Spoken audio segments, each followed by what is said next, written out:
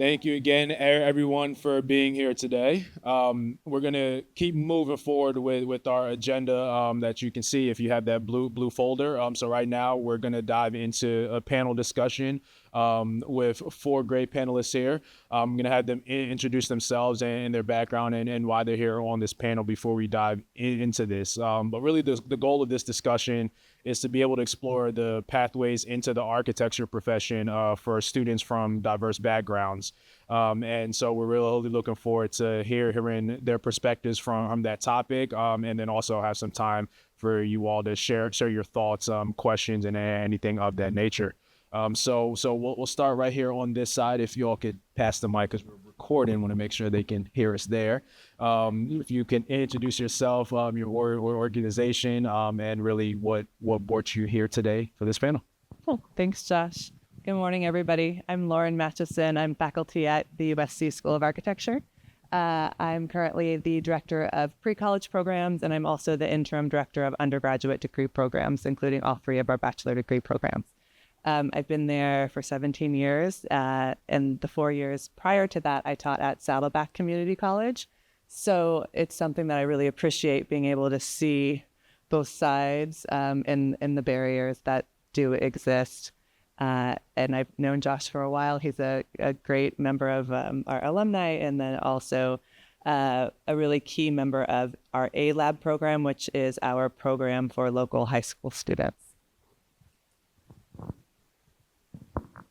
Hi, everyone. My name is Nicole Alcarón-Toro. I'm here in the panel representing industry. I work with HKS Architects, been there for almost 7 years in the hospitality architecture sector. Prior to that, I had some diverse experience dabbling in different areas, from aviation to education, commercial interiors, you name it. But even before then, I think it's important to note that I come from a background having my bachelor's degree in Puerto Rico before I came to USCS for grad school, and that I also taught at Woodbury. So there's that kind of connection between practice and academia that is very valuable to me. I come from a background of educators, and having come to the studio reviews here at the El Camino last December, I really got intrigued and excited by how I was seeing that the quality of the work was just parallel to the one I used to see at Woodbury in a full under university degree. So happy to be here. Well, I'm glad I brought my sweater, that's for sure. David Salazar, Executive Director at Long Beach Community Design Center. And we've been in existence, this will be our 5th year. And basically we do two things. One is student engagement, who I'll have an opportunity to talk to you about that, related to the pipeline that we created to bring young people in Long Beach, primarily now, into the urban planning and design professions. And then the other part that we provide is pro bono services of both architecture and urban planning. And our focus throughout the whole city really is serving underserved communities, right? Providing them the resources that they need to build their communities, to improve their communities and the quality of life. My background is urban planning, proud graduate of Cal Poly Pomona in urban planning, the master's program. So great to be here. We'll have a great discussion about all these cool things. Hi, everyone. My name is Mariana Torres, and I am a Cal Poly Pomona student. I am in my 2nd year, and I'm also a El Camino transfer, so I know Mark and Dan very well.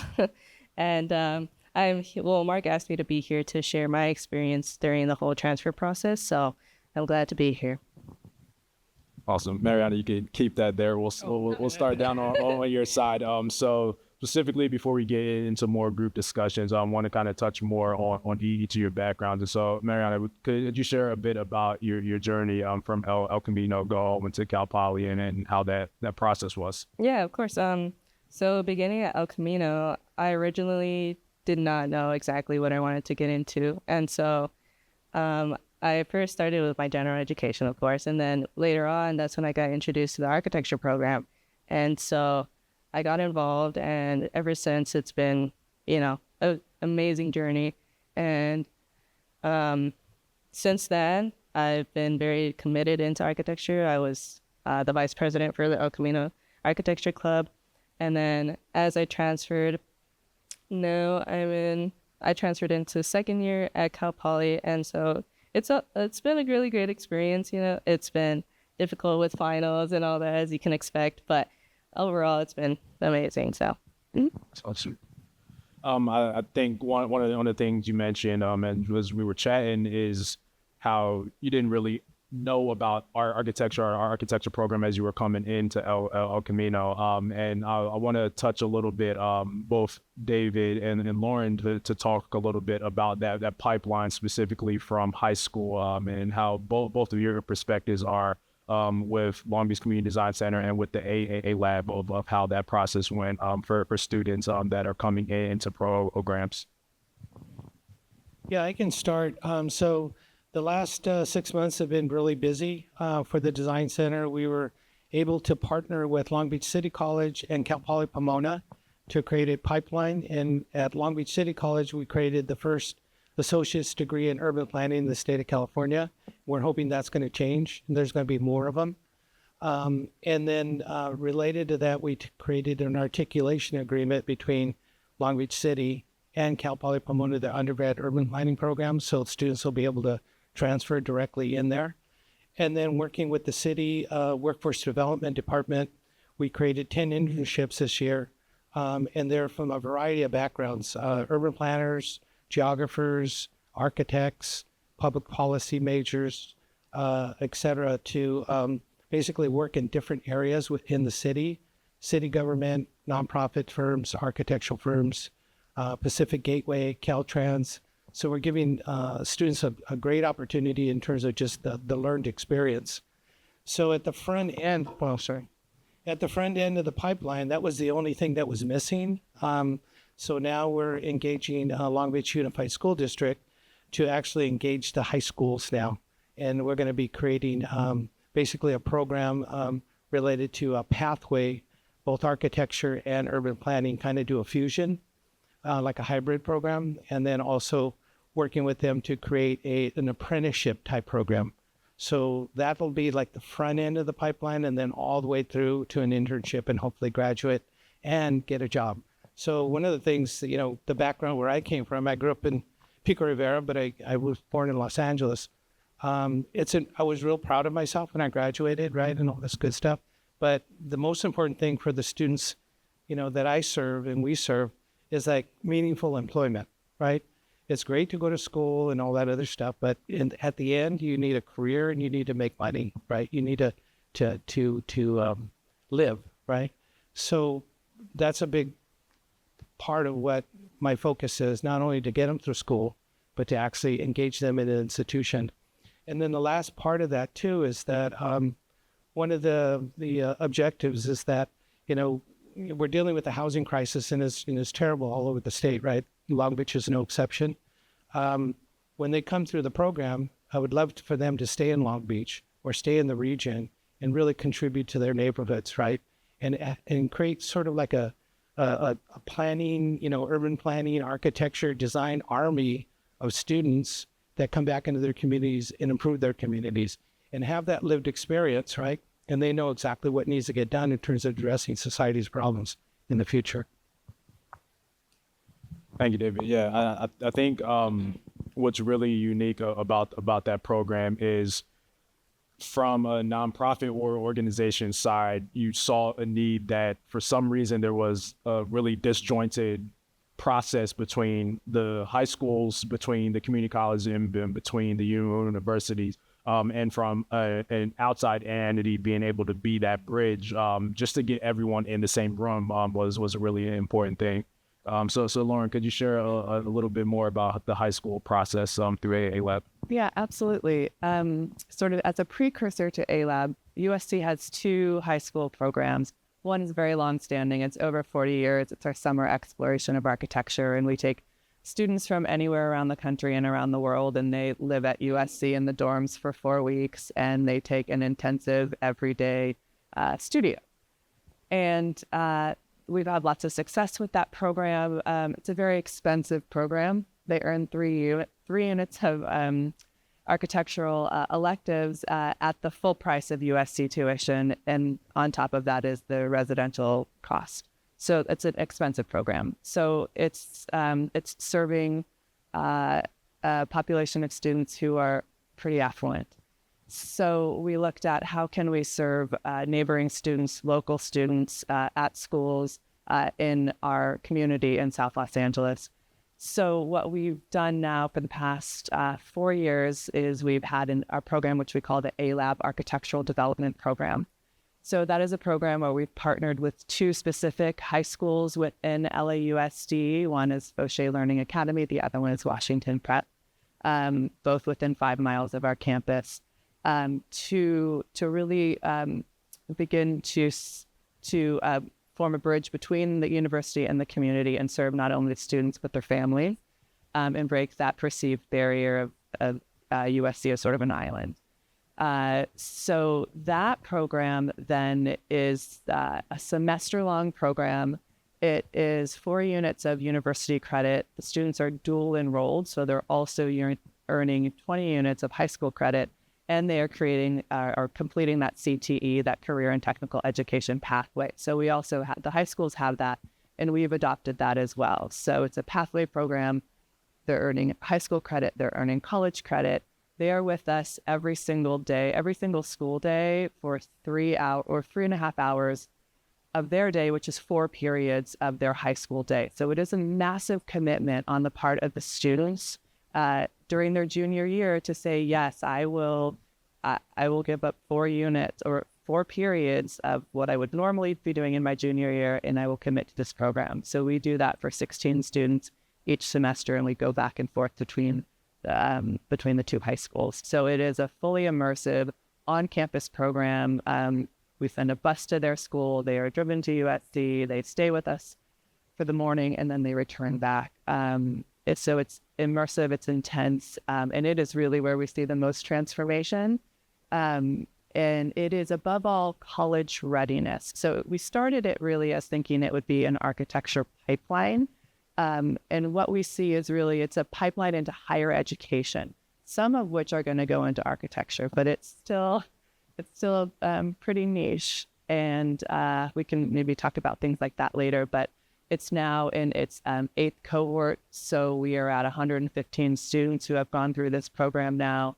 They're juniors. So then we also support them when they are seniors in the fall. I go to their school once a week to meet with them. We have a college coach who helps them with their application process and provides essay editing. So we do everything we can then to support them once they are out of the A-Lab program and into the college admission season to support them in any major that they want to pursue. So of course, we would love for them to be designers of some sort in the built or natural environment, but we support them as they move into medicine or law or whatever else they want to do. So it's really, and it started out as pipeline, but in reality, it's more general college readiness with a small percentage pursuing architecture.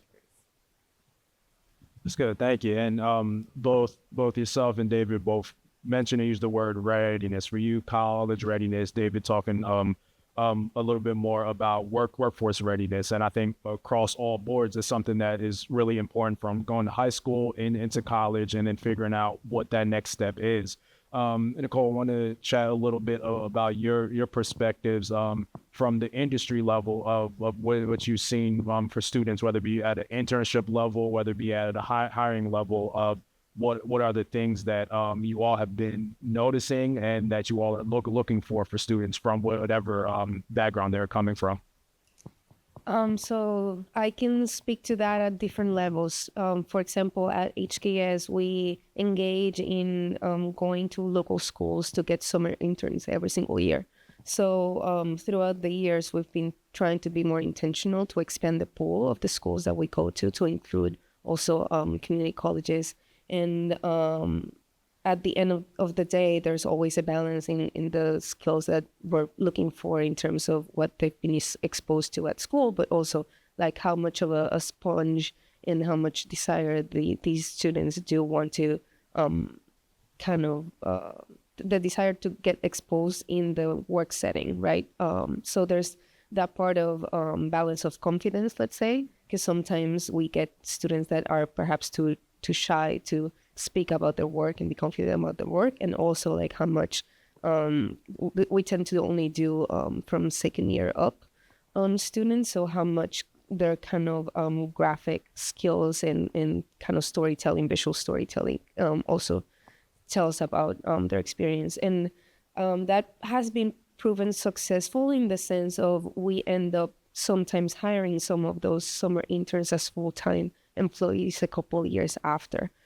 So that kind of exposure from an early time during their undergraduate degrees tends to get them a feel for whether or not they're actually going to like that, right? Because there's one experience that you get from being in school, and there's a different one from architectural practice. And I feel like there's perhaps a disconnect or an opportunity to get those a little bit more integrated, and it's perhaps on us on the professional practice side to engage into that.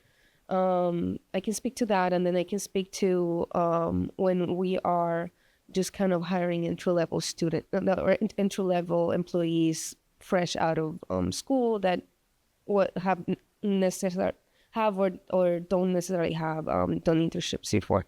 So in that sense, the portfolio kind of readiness is very important, but it also goes back to how much inquisitive skills and kind of soft skills they have, and how much we can see from how they present their portfolio that they could be fast learners. Because in terms of the software skills, yes, of course, we're going to look at them having kind of, let's say, beginner to moderate skills in the industry standard softwares like Revit and Rhino. But at the end of the day, it's more about that willingness to learn, because once you get to any sort of practice, you have to be adaptable to how the practice works. So that's kind of that soft quality that we look for.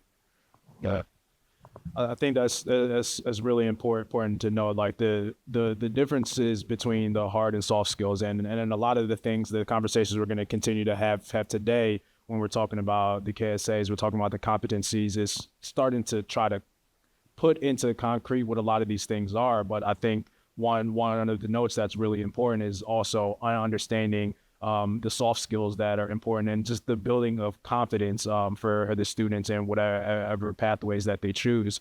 And that circles back a little bit to you, Mariana, and just wanted to kind of get your thought process as you were going through that transfer process, and the things that you felt strongly about for your own portfolio, the things that you felt strongly about in your own confidence, or were there certain aspects that now being a successful transfer student that you see that could have been a bit smoother of a process for you? Yeah, I definitely say as I was doing my portfolio, had it not been for Mark's portfolio class that he taught here, I feel like I would have been like completely lost when, composing my portfolio. And so one of the things that he would teach was storytelling throughout your portfolio, right? And so it's very important when people see your work, but your portfolio also displays how you storytell your projects, who you are. And so I feel like that was a very key component when I was composing my portfolio. And then I also feel like definitely like the digital aspect of it, the softwares that we are involved in have a huge part in it as well, because there's like, for example, here at El Camino, I took Revit and AutoCAD, and that put me, I feel like, at an advantage when transferring. And so I definitely would have taken a lot more softwares or, learned a lot more softwares before transferring, because I feel like that also puts you above competition, if that makes sense. And so in general, you feel like going through that process, you were confident in the skills that you have? Exactly, yeah. That's good. Mm-hmm. That's really good.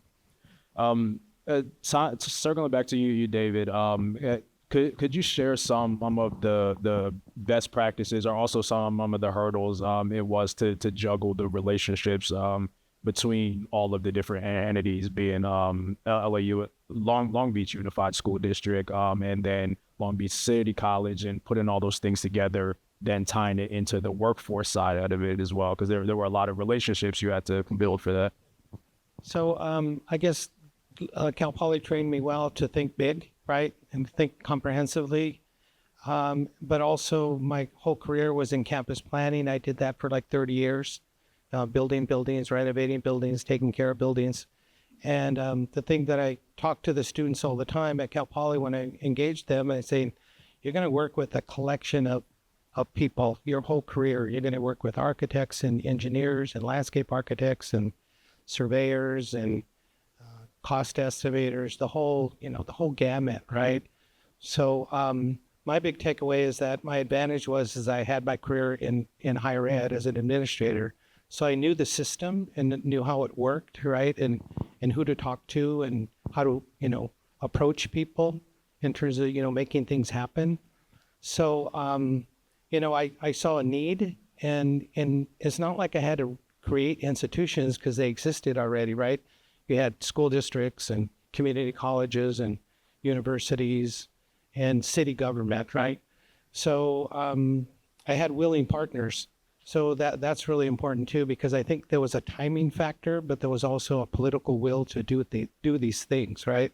So they all had, similar missions. It was just aligning those missions is really what it was. So on the educational side, it was easy because there was a growing department. They wanted to expand beyond architecture and urban design. The missing link there was urban planning.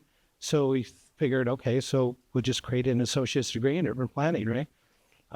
So there was a lot of heavy lifting in that department at Long Beach City, but there was, like I said, the political will to get it done. So once that was in place, I had a relationship with Cal Poly already because I was an alumni, and I approached the dean and said, I have an idea. And then the department chair, they were all over it. They were saying, great, because there was multiple wins for everybody, right? It was students coming into the program, expanding programs, expanding reach with those two institutions.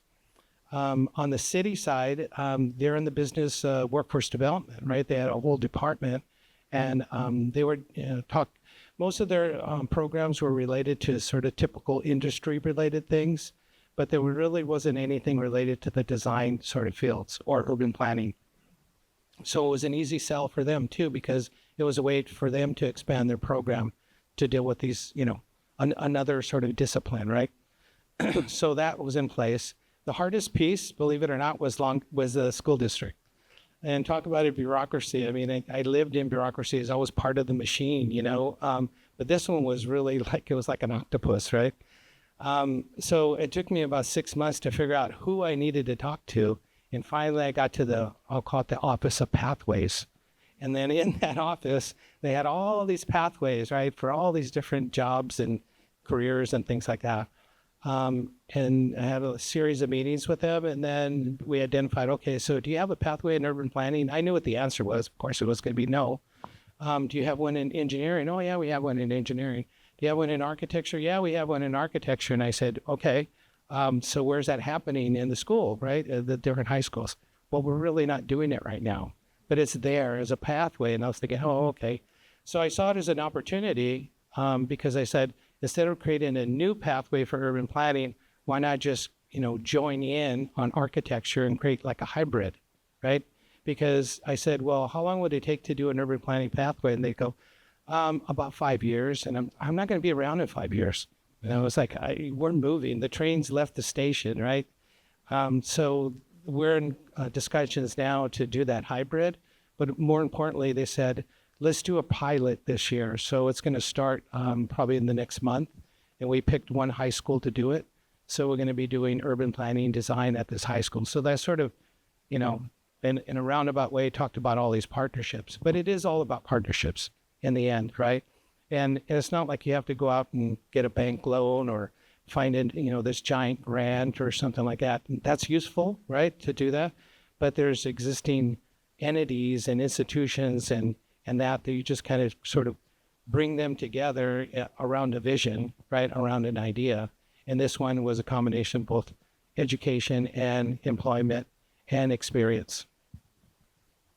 That was good. And I think one of the things that really helps that process for context, I have a student in Long Beach Unified, my son, and I live in Long Beach as well too. So I know that octopus that he's talking about there. But I think one of the things that make it good is that there's a lot of student and parent support for the design fields. And I know for a lot of the programs we've done with Long Beach Community Design Center, when the students in the programs and then the parents in these programs start to talk about the benefits that they're seeing within their own student, that helps push the process as well too.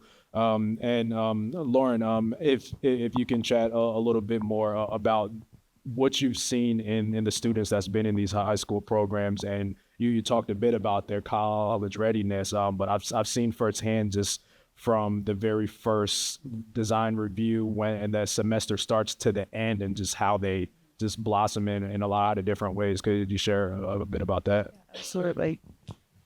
So in our A-Lab program, which is, again, our partnership with LAUSD and 2 local high schools, it is run just like a first-year studio. So they have their own dedicated studio space at the USC School of Architecture. They use Rhino. They use the Adobe Creative Suite. We have 3D printers. They use laser cutters. They are doing the exact same things, essentially, that our first-year students are doing. I'd say the vast majority of these students, when they are presented with the opportunity of, would you like to participate in a lab? Some of them are like, sure, but I don't know anything about architecture, and I don't know if I care about architecture, but I would like to go to USC for half of my day for a semester. And we're like, that's fantastic. Like, please come, right? So we get a massive cross section of students who really aren't necessarily interested in architecture, but they want to see what it's like at a college, right? And they want to take a risk, and they just want to do something different. So when I ask them, why are you here? It's not because they want to study architecture. It's because they want the college experience. So our goal is to really show them that this architectural education, this creative, fundamental, 3-dimensional problem-solving project that we do is applicable to all of these things that they already want to do, be it in health or political science or whatever. So I think some of the things that, so we survey them at the beginning of like, what do you know about architecture? Do you know anyone who is an architect? Have you been to a firm? Do you know a character in a show? Like, what is your relationship? Do you know anything about architecture? And it's usually, no, nobody does, which is great, right? So we have the opportunity to open their eyes to something. And so then we survey them again at the end. It's like, what is your massive takeaway here? What have you learned? Who are you now in this? It's 18 weeks in the fall. It's 20 weeks in the spring. So these students are actually with us for more contact hours than our own first year students are, right? So like they belong to the school, in fact, more so than our own students in other years. So the key things they will take away is confidence, public speaking, and seeing the world differently, right? Those are the top 3. We have had 8 cohorts every single time. Those are far and above. And then they're also like, oh, I know how to make models now, and I know how to use Rhino, and they're really proud of their software skills, right? Like that's their hard skill that they come away with. And we also work with them to prepare their college portfolio to give them a heads up for when they're going to apply. But it is really, I think, this transformative personal growth that we see in giving these students the confidence to see the potential that they have, and that they are able to succeed at the college level. And they are then confident to apply to 4-year universities and to go on to start their path. Okay? So I think those things, verbal communication, because again, just like every other studio, we make them stand up from the first day and talk about their work. They're often quite shy. You guys, you know all of this stuff. But so along with the hard skills of software, models, 3D printing, having a portfolio, that's like the output, the outcome.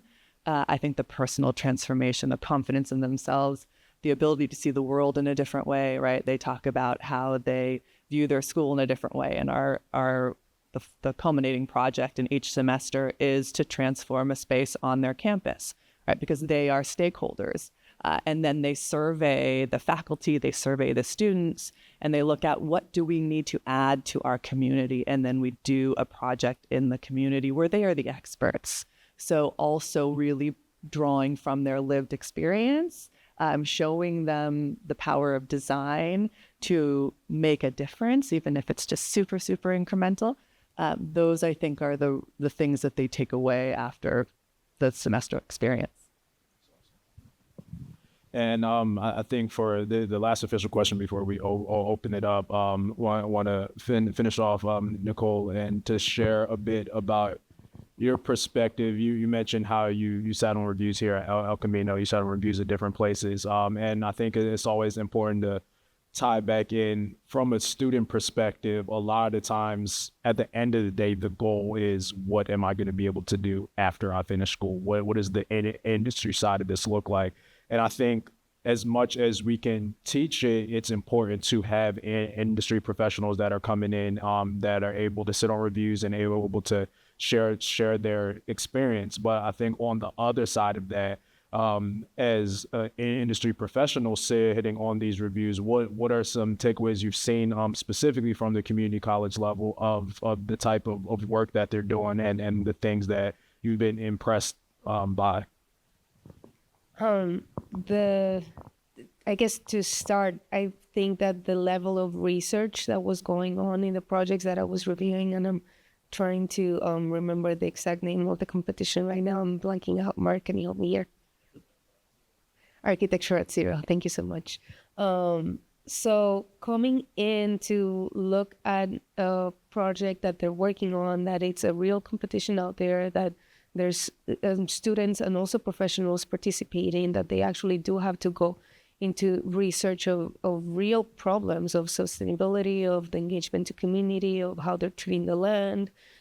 It's nothing, let's say, it's not a project or a problem solving, let's say, a little bit in the air. It's something very grounded, very rooted into what we can do as architects to improve the world that we live in. So the fact that they had to go through that depth of studying, and it's something that, if I link it back to the previous question, it's like, if we're hiring someone at entry level, we want to know that they're like beyond doing pretty pictures, that they're interested in sustainability, that they're wanting to expand their knowledge beyond college. Have they started pursuing the licensure, etc.? So when I come back to what I saw here, that fact that they were actually looking at a real problem, having to study the background, having to look at tectonics, having to look at sustainability, having to look at drainage. It was a very integrated project, that it was architectural landscapes. It was not just this building that has no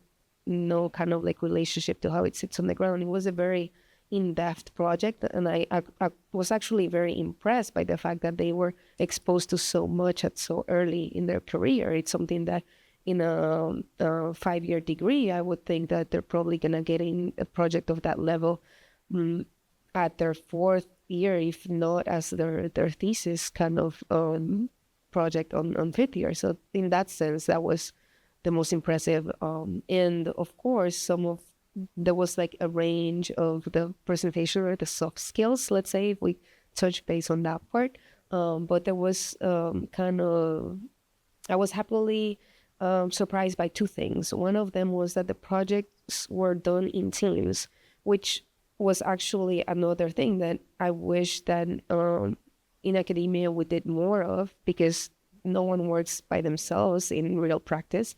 So the fact that they had to work on a team and had to collaborate and had to divide and conquer and kind of have their own kind of specialties within the larger project, but also work to mesh them together, that was one of the things that I was happily surprised by.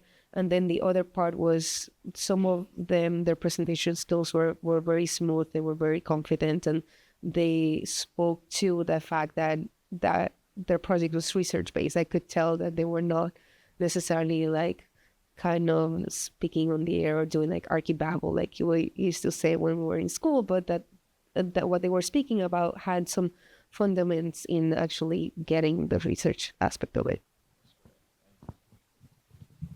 Yeah, I think at the end of the day, as much as a lot of the really technical aspects of the work that we're teaching is important. It really is about the student being able to feel confident and successful in what they're going to choose next. And so we want to open up this time. If you saw on the agenda, it's technically called a roundtable discussion panel. Well, for a couple reasons, we don't have roundtables. So that's not what this is. And then also we felt we all were going to break out into groups after this to talk about more things. So this is a stay where you're seated discussion. So hopefully we have about 20 minutes left. So I want us all to kind of chat. We have some mics, looks like we have going around here to talk a little bit about the things we've heard here on this panel, but also just in general ideas and best practices you all may have seen about how to really uplift the student in this process of transferring and in the process of what they're learning at the moment where they are. So who is going to be the great student that starts off? There we go. Easy peasy. My name is Mark Cabrera. I'm the architecture department head at Cal Poly. I wanted to try at Cal Poly San Luis Obispo, the first Cal Poly. We always say that. I want to try to stitch together 3 things I heard, but it centers around student agency in the portfolio. That's something we have in our profession, whether you're a high school student applying to colleges or a transfer student. It's a really powerful thing, but I think also, as Joe mentioned, a source of confusion, opacity, anxiety. But I want to start with, and I want to acknowledge that Nicole said this, and it comes from, you talked about professional, but also education perspective, but the willingness to learn and adaptability. That's what we're looking for in the portfolio. And I think it's really important to share that and talk about ways that the willingness to learn and adaptability can be seen in a portfolio. Because I loved how Maria talks about this idea of this portfolio and the story. And I also heard, though, that from the student's perspective, it's more about skills and software. For us, we want to see you have that ability, certainly with skills. It's just like, absolutely.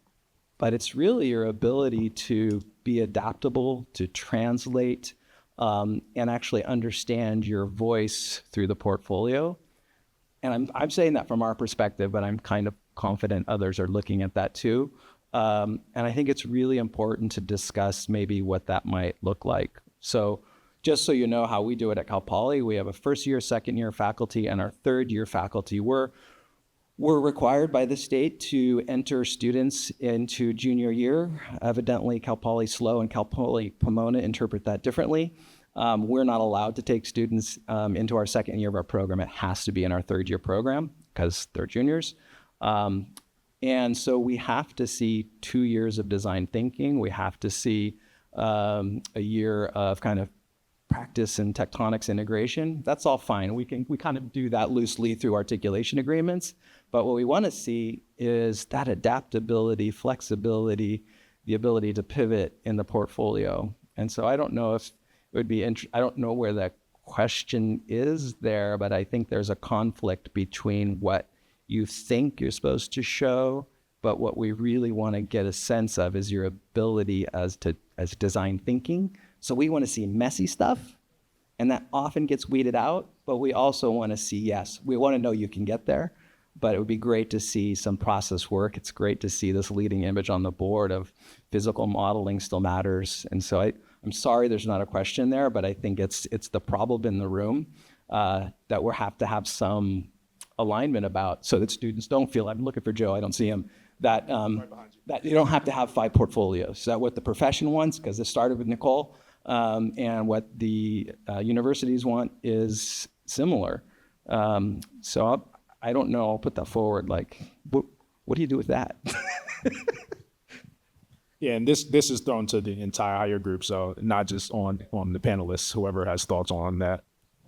I have maybe a recommendation or a suggestion regarding the portfolio, since we're on that topic. I participate every year at Woodbury University in, we have a session on Saturday morning where community college students log on, we're online, and they show our portfolios, and several faculty, we volunteered to review portfolios with the students. We used to do it in person before the pandemic. Now become more standard, like just an online review.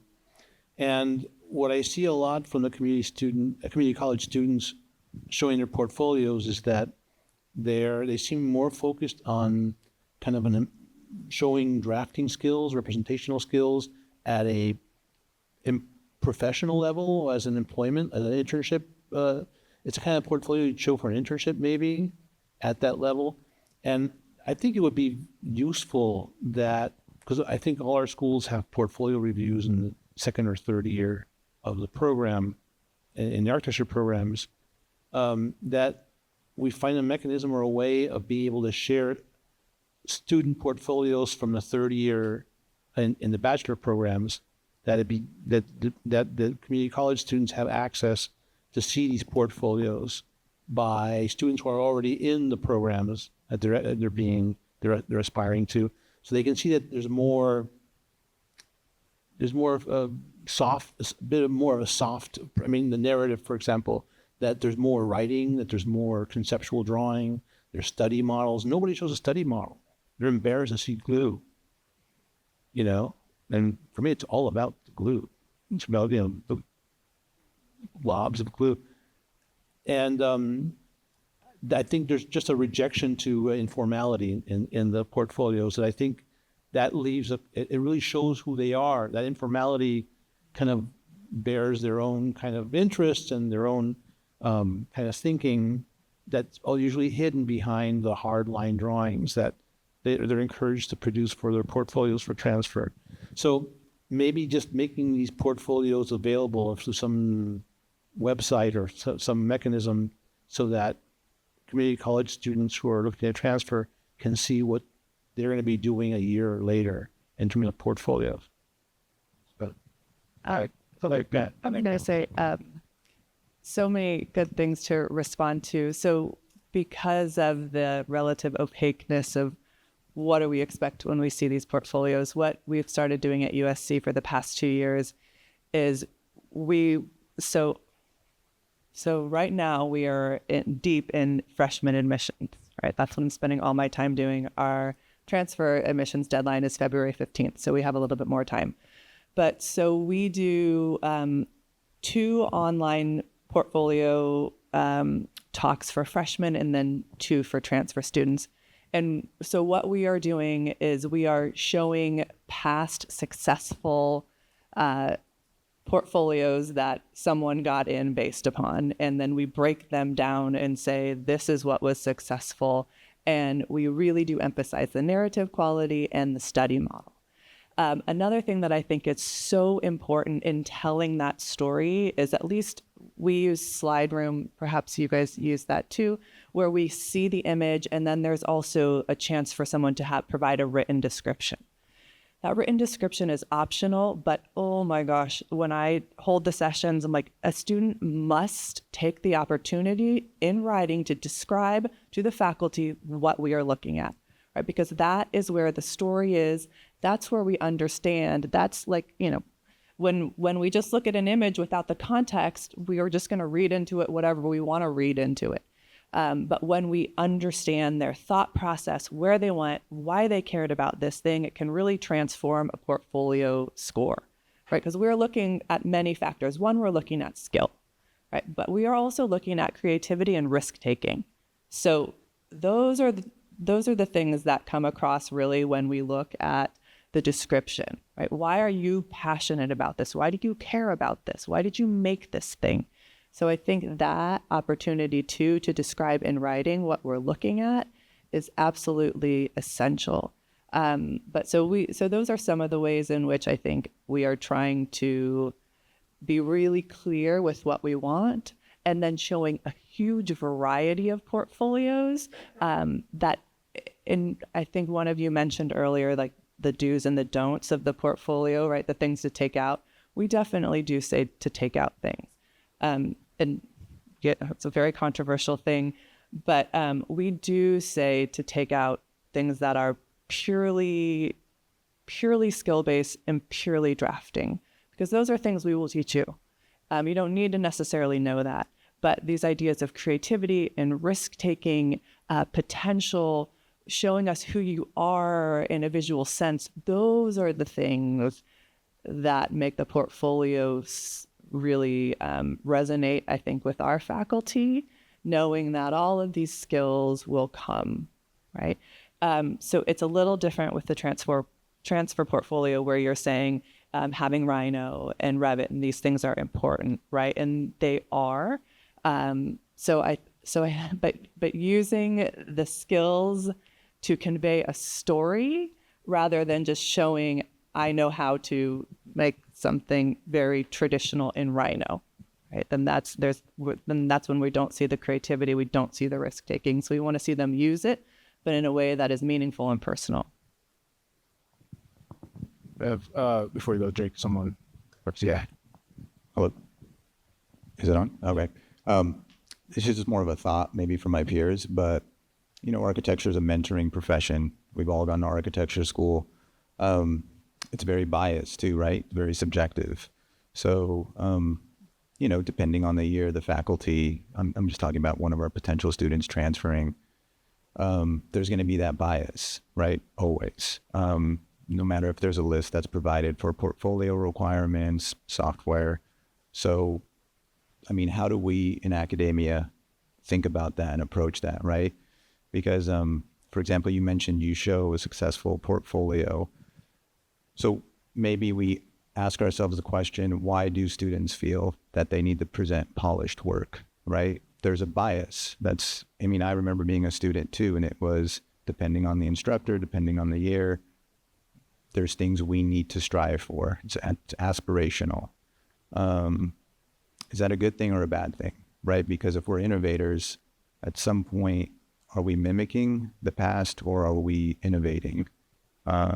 Maybe there's an idea for a portfolio that a student hasn't developed, but maybe they're not allowed to develop it.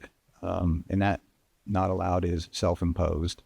So how do we empower our students, inspire them, without minimizing, right? There's always going to be a base level of foundation, right? You need to show your work, photos, statement of intent. But if the profession's going to evolve, how do we encourage that, right? Without making it a bias or a constraint. So just more of a thought starter. I'm hearing a lot of interesting things, so. Any responses or thoughts to that before we jump to Drake? Yeah. Sort of response.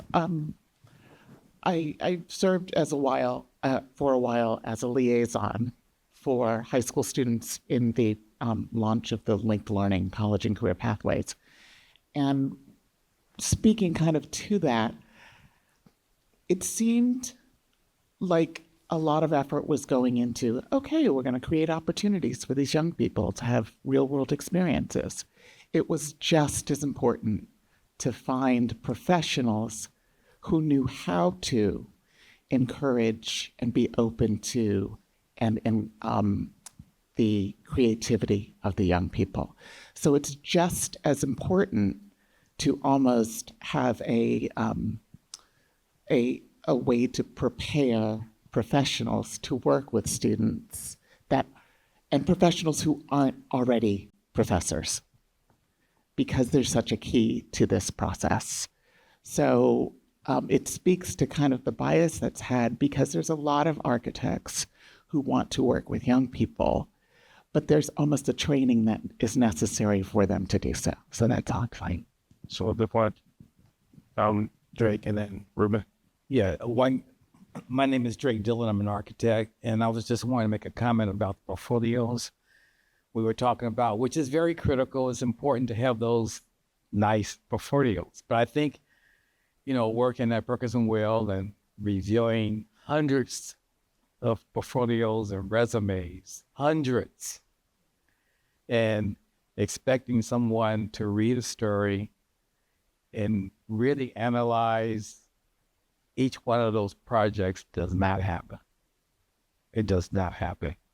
And I think it's just as critical, although that's important, but I think it's just as critical for students to understand they need to be a little bit more proactive in their careers. versus relying on just graphics. And what I mean by that is to be part of something. Join organizations, do things in the community so that you might meet someone, so that you might join an organization that also help people and individuals who can help you. If you put in your chances in the pool of hundreds or thousands of other applicants, you might not get selected for that. So you have to get outside that. I think that's just as important as before. So yeah, I absolutely agree. And we especially look for students who are involved in ACE, who are involved in NOMA, who've taken a summer program. So have those connections, because right now I'm looking at 1,200 applications. And so I do think that there's a difference looking at the student applying to college versus applying to work, because we do sit down and read every single thing. So and I know when I've been in a practice, I'm like, just flip through the thing, right? So I think the guidance that we offer the freshmen is different than the guidance that we offer our students who are going to graduate. Absolutely. But I think that point about having a mentor, having a connection is absolutely huge. Yeah, but before you jump into it, I want to add to that, the importance of that is really key. And I think that's one of the things at the community college level, I see a lot of ability to push forward that idea of mentorship, because frankly, most community college programs don't have the ability to have 20 full-time faculty members. So a lot of us, myself included, we're adjuncts. We have half our life in professional, half our life in teaching. And at least for myself and a lot of my other colleagues that are adjuncts as well, that's what we try to bring to the table is, okay, how do we get you in front of these organizations? How do we get you in front of these different firms? And I think that is a really important point in that, because like you said, I mean, there's hundreds and thousands of different portfolios that come across your table, and they all have a baseline level of, oh, this render looks great. How do you choose? And so it's getting involved and being able to have those meetings before is extremely important. Yeah, Javier. So I just want to, well, first of all, it's great that we're talking about portfolios, because I think that is the medium, right? That is the thing that is like how we're transferring and how we're, viewing the students. And I think having the conversation of like how about more transparency in a portfolio and how do you show and what should be in it, I think it's great. But I wonder if, something that I think would be super impactful, something that I want to ask the question of what are the challenges of, is can we get the universities to at least be on the same page of pages? Like, one school is 10 pages, one school is 15, one school has no page requirements, but it's 15 megabytes. And I know that sounds, it sounds a bit silly or not, but in a portfolio class, and I have 20 students, I have 10 different requirements. I have the student who needs to do a portfolio that's 10 pages, another one that does 20 pages.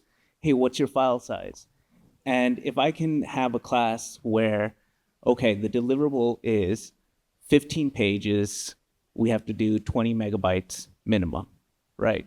Regardless of the school that you want to go to, then we can kind of tailor the projects or tailor the pages or have a starting point.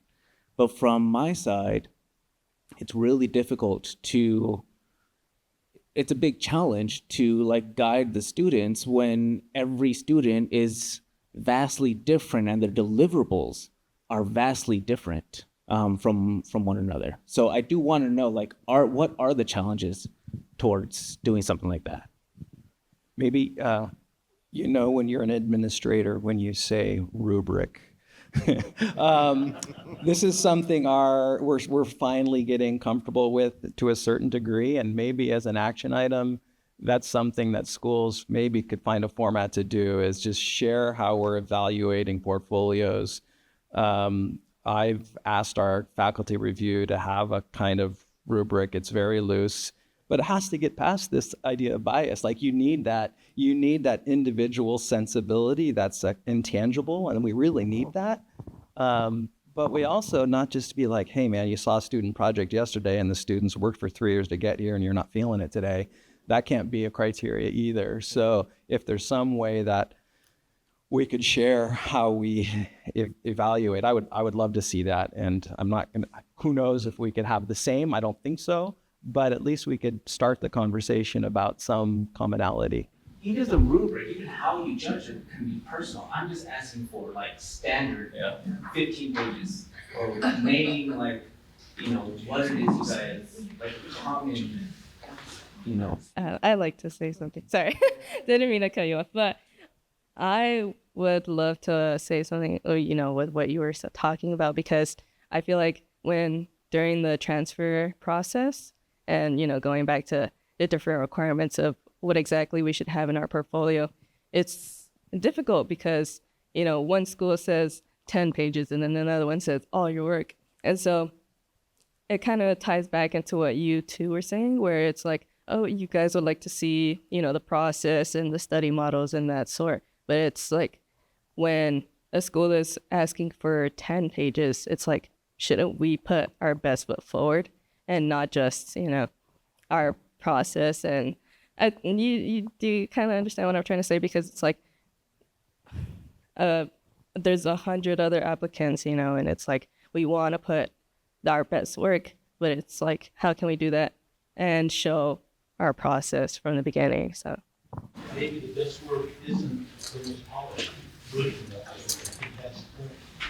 Another thing maybe is to consider offering a design template that can be edited, but it's a base template that already starts suggesting what might be included. But I gotta tell you, for somebody transferring to a third year in our program, I'd rather see study models and see how well they can do two-dimensional drawings in Revit. Because you can learn how to use Revit, but you can't but learning how to think three-dimensionally is much more complex.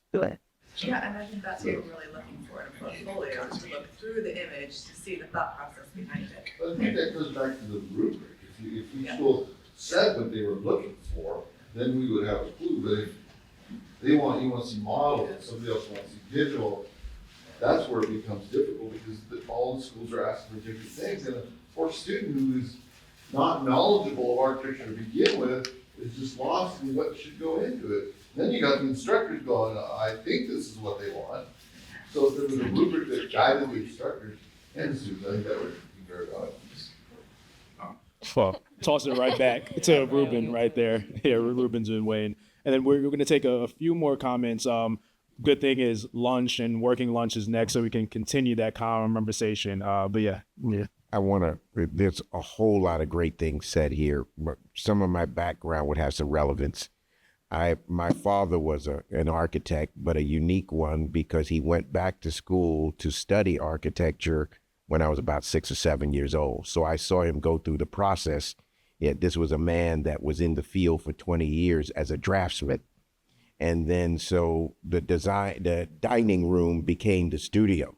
And I'm watching somebody that had all the technical skill sets, I didn't understand this before, was going through studio and building things.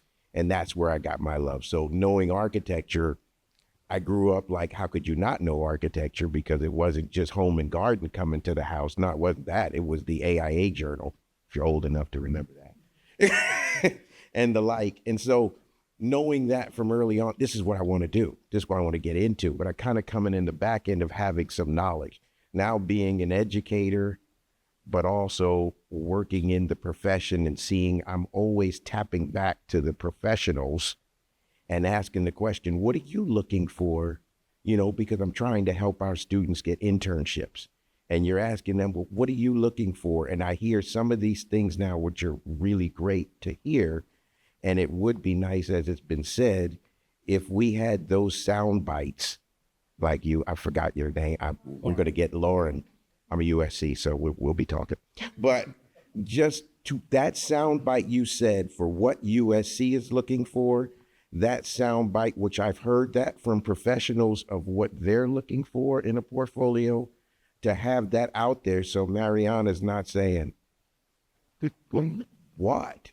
And because I want everybody to remember, It's not just a student trying to transfer to a university or a student just trying to get out of university and go to a profession. It's a student that might be trying to do two of those things at the same time. They're trying to transfer, but they're also trying to get an internship. So it's not the same portfolio. You might have to do two, but what is it? And understanding the difference between SciArc and USC's portfolio and other schools, just to know that you need to know that, is something that is great to have this discussion, but to also be able to put it to words as a professor, to be able to translate that to a student so they know at least what to start to try and do now is what is great to talk about. But as we say as educators, that rubric would be great. You know, it punch lists of what are you looking for that we could start to simulate. You're telling me what USC is. He's telling me what Cal Poly SLO. I can now start to interpolate, well, what's in between? And then the professionals telling me, because students are like, well, what do I need in my portfolio to get an internship? And as she said, I'll close with this little part. She said a key part, I'm trying to put my best foot forward. So how am I actually showing that glue and that sketch when everybody wants to see the sexy, right? Of what's going on. One last thing I will say would be great, professionals to think about, is there a way for us to get our students to see how you develop the process on projects? Because again, I bring in lecturers here at El Camino, and they're showing, of course, as we do, our great project. This is the end of the project. This is what it is. But is there a way to start to show our students how we have worked as a team to develop a project and that process? I think it will help them to see how they could both put that in portfolio and actually start to develop their projects the way we know we do before we get to the final sexy. So finish with last two comments here, right here, and then you can finish off, Joe. Well, first of all, thank you all for putting this together. This is like a really fantastic, and I think everyone probably in this room is thinking about these things in different ways. So it's really great to be here. Maybe my note, it doesn't have to conclude the portfolio, but maybe as we transition over, would be that, I often think about talking with students and tell them to think about a hierarchy. And I know that seems like really obvious, but there's a couple of things that I think maybe are useful for what you're asking for, like how can they have one portfolio potentially? And what you're asking for, Javier, like what is the baseline, right? And then if someone's asking for more, you could give that. And so I always think of that in two ways, and this is maybe something that could become sort of a soundbite, is in the way of a hierarchy. And I think that that's two ways. One is thinking maybe about the primary component of your portfolio, and then maybe what you consider an appendix. In that appendix, if I'm going for the office job, I might forefront the 10 projects that show that I can think comprehensively in this. But in the appendix, I might have two spreads. Oh, this is a photography class I took, or this is a model making class I took, right? Because you never know that office might also want to see, hey, sometimes we actually need someone who could do that other skill. And then on the flip side, that same portfolio would just sort of flip its hierarchy if you were going to the university. So that's maybe one thing that could be fleshed out in terms of what does that look like? How do you have maybe 40 pages, but from that 40, it can sometimes become 10 and 2 or something like that. I also, yeah, exactly. It's not so different from the profession in terms of when you have a practice, you have to think about what's my audience. You don't just like only show half of your projects, but you put what comes first is depending on what those people want to see. The other part about hierarchy is acknowledging that all the portfolios are now digital.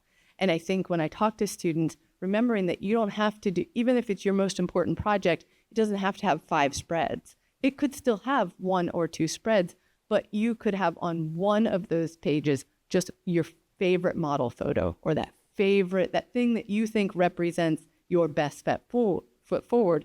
But then on the other spread, for those of us that want to have time to look a little closer, maybe put a grid of the study models or something. It might, in a printed portfolio, that might not make sense. But in a digital portfolio, for those that have time, or those of us that I think have to on the admissions committees and stuff, we can zoom in if we want to know more. And I think that that's an interesting way for students to be able to kind of put the thing that they see as their best, but give themselves room to share with others the thing that they might not realize someone else is looking for. That's great. Thank you. And Joe, do you want to wrap us and transition us to lunch? Yeah, I'll wrap you in transition to lunch. First off, thank you. I mean, you can see just in this room the dialogue. If we as all academics and professionals can't figure it out, how do we expect a 18, 19, 20-year-old person to figure it out? Plus finance, plus their placement, plus they're working part-time, plus they're a ball of nerves 90% of the time anyway. So if we can't figure it out, then we know for a fact they can't figure it out. So we do them a disjustice by not offering a pathway. Number two, I think we look about this completely wrong, frankly. Number two is the students are the commodity. The students are the power. And as much as I love my university partners, and I always want my students to continue their education, it is within them that your schools will run, right? So we need to make it as easy for them to choose. What happens if we flip the paradigm and say all of our students collectively put their portfolios digitally on one house? Well, some brokerage, someplace. We'll use LinkedIn as an example for now, but we can call it Canvas Studio or whatever. And then you at your luxury can go through and look at that abridged portfolio on that one server. And now you may say, wait a second, this person didn't even apply to my school. Holy crap, this is a phenomenal student. Maybe I should offer them some student loans. I got to get this student into USC because they're a USC, they're a Trojan through and through. So why don't we look at just even maybe a student like Jonathan, who was looking at going to Pomona or SLO, but he was my little theorist at heart, right?